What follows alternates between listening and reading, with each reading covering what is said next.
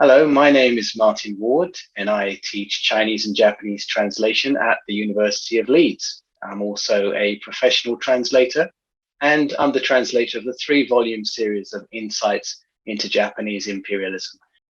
Insights into Japanese Imperialism collate a bank of documents which were created by Japanese military police, or Kempeitai, operating from their headquarters in Changchun, northeast China, during the Japanese invasion of China in the 1930s and the ensuing occupation into the 1940s. Many of the records they kept were burned when Japan surrendered in 1945, but because Soviet troops arrived sooner than expected, the rest were hastily buried. Insights is the published English translation of about 1100 pages of these documents. The series is coming out this September, which marks an important date. September the 18th of this year is the 90th anniversary of the Mukden incident, or September 18th incident. On this date in 1931, a bomb was detonated by Japanese troops on a section of the South Manchuria Railway. As the railway was owned by Japan, the act was blamed on Chinese anti-Japanese dissidents and used as a pretext for military action.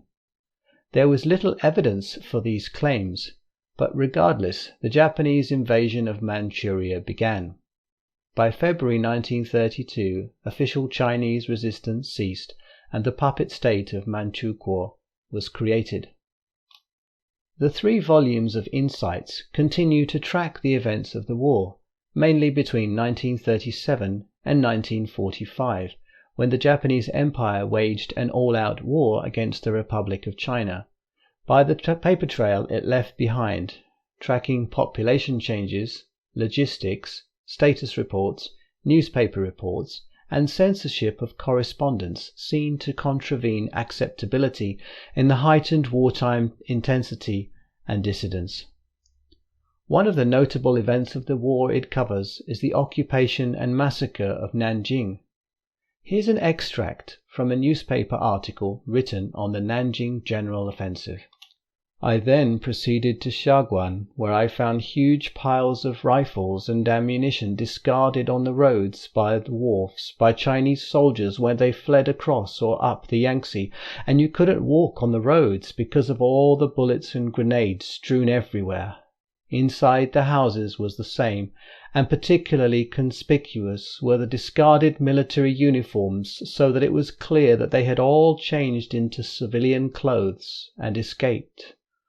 The dead bodies of enemy soldiers from the mopping up operation by the Sukegawa unit and the Navy could be found for about 3 to 5 miles on the road from the town to the Yangtze River, and it was reported that they numbered about 30,000. This newspaper article documents the violence of the battle in detail. However, it is telling that in terms of the aftermath, there is no direct mention of Japanese soldiers brutalizing the local population after the battle, the Nanjing Massacre. However, much can be inferred in what the journalist refers to as mopping up. The soldiers of each unit rested after a month of toil. However, until now they have continued mopping up, and this New Year's Day they will spend in the ruined city of Nanjing.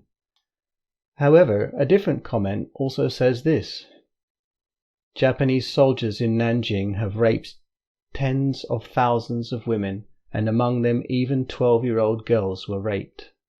After the rape, countless women were slaughtered.